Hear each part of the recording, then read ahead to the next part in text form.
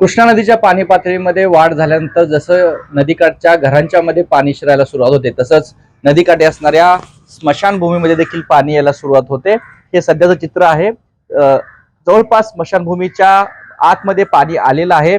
आता आपण पाहतो एक अंत्यसंस्कार या ठिकाणी आता नुकताच झालेला आहे। हा शेवटचा आता या ठिकाणचा अंत्यसंस्कार असेल, कारण पुढच्या तासाभरामध्ये हे पाण्याची पातळी आणखीन वाढेल आणि हे अंत्यसंस्कार ज्या ठिकाणी केले जातं त्या ठिकाणापर्यंत पाणी जाऊ शकतं। त्यामुळे आता इथून पुढचे जे सांगलीच्या स्मशानभूमीमध्ये जे अंत्यसंस्कार केले जाणार आहेत ते आता बंद होणार आहेत आणि ते सर्व आता अंत्यसंस्कार कुपवाडमध्ये केले जातील असं महापालिका प्रशासनानं या ठिकाणी सांगितलं आहे। तर आपण ही सध्याची जर परिस्थिती पाहिली तर अगदी नदी काठचं हे स्मशानभूमी क्षेत्र आहे आणि त्यामुळे आपण पाहतोय की इकडे पाण्याचा वेग आहे आणि हेच पाणी मोठ्या प्रमाणावर त्या स्मशानभूमीत घुसलेलं आहे आणि दुसरीकडे ज्या ठिकाणी अंत्यसंस्कार होतात त्या ठिकाणी आता हे पाणी घुसू लागलेलं आहे। त्यामुळे आता सांगलीतील नदीकाठची जी स्मशानभूमी आहे त्या स्मशानभूमीतले अंत्यसंस्कार बंद करण्यात आलेत असं महापालिकेनं जाहीर केलं। तर अशा पद्धतीनं एकीकडे कृष्णा नदीची पाण्याची पातळी वाढली आहे, दुसरीकडे आता कोयना धरणातून देखील विसर्ग काही तासामध्ये केला जाणार आहे। यामुळे कृष्णेच्या पाणी पातळीमध्ये आणखी वाढ होण्याची देखील